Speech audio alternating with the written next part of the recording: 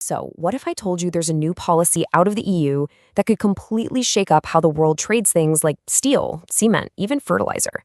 It's called the Carbon Border Adjustment Mechanism, or CBAM for short. And honestly, it's one of the boldest climate rules we've ever seen. So, in this explainer, we're going to break down what it is, how it actually works, and why this is a really big deal for everyone, not just folks in Europe. Okay, so to really get why this policy even exists, you have to start with a pretty simple question. Imagine you're trying to keep your yard clean, right? But your neighbor just keeps tossing their garbage over the fence. I mean, what do? Well, in the world of climate policy, that's exactly the problem the EU is trying to fix. And believe it or not, that problem has a name. It's called carbon leakage. Here's how it works. A country, let's say in the EU, gets really serious about cutting its pollution. That's great, but it often makes it more expensive for heavy industries to operate. So what do some of those companies do? They just pack up and move their factories to countries with weaker environmental laws. And the result? Well, the EU's carbon footprint looks smaller on paper, but the world's total pollution hasn't changed. In fact, it might have just gotten worse. So let's talk about why this is such a huge headache for the European Union. We're going to dig into the real dilemma they're up against. Okay, so the EU has set some seriously ambitious climate goals. We're talking a 55% cut in emissions by 2030 and hitting total climate neutrality by 2050. And these aren't just suggestions, they're legally binding. They're forcing a massive shift in the EU's economy. But here's the catch, the paradox, really. The more ambitious the EU gets, the bigger the temptation for companies to just leave. The risk of carbon leakage actually goes up. And this isn't just some abstract fear, The EU's own documents basically say it out loud. This quote here really gets to the heart of it. As their climate goals get bigger, the risk of carbon linkage threatens to unravel the whole thing. It really makes you ask, what's the point of making your own industries cleaner if you just end up importing the same pollution from somewhere else? Which naturally brings us to the EU's big idea for a solution. They figured, hey, if the problem is happening at the border, then the solution has to be at the border too. And that solution is the Carbon Border Adjustment Mechanism, or CBAM. So what is it? Put simply, it's a tool that puts a price on the carbon pollution that was created when making certain products outside the EU that are then imported into the EU. Yeah, you can think of it as basically a carbon tariff. So what's the game plan here? What's CBAM really trying to do? Well, it boils down to 4 main goals. First and foremost, stop that carbon leakage we talked about. Second, make sure the price of imported stuff actually reflects how much carbon was emitted to make it. Third, and this is a big one, it's meant to push industries all over the world to get cleaner. And finally, it's about leveling the playing field for companies inside the EU who are already paying for their pollution. Okay, theory is one thing, but how does this all work in the real world? Let's look at how it's being rolled out right now. So this isn't all happening at once. CBAM is being rolled out in phases.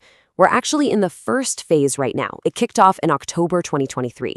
This is what they call the transitional period, and it's all about reporting and gathering data. No one's paying any tariffs yet.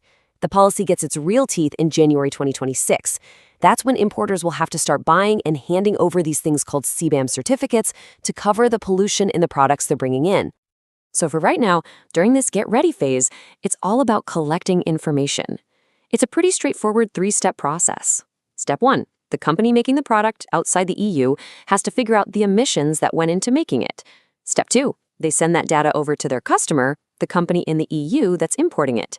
And finally, step 3, the EU importer takes all that data and files a quarterly report. Simple as that, for now. Now, this probably makes you wonder, what exactly are they counting? What is this embedded carbon they keep talking about? Let's break that down.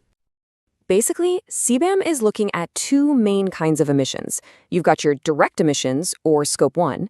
Think of this as the pollution coming right from the factory itself, like from its smokestacks. Then you have the indirect emissions, or Scope 2. This is the carbon footprint of the electricity the factory buys to run its machines. Both of these have to be added up and reported. It's important to know, this rule doesn't apply to every single product coming into the EU. Not yet, anyway. For now, CBAM is laser-focused on a handful of key sectors. These are industries that are 1, very carbon-intensive, and 2, at a high risk of that carbon leakage we talked about.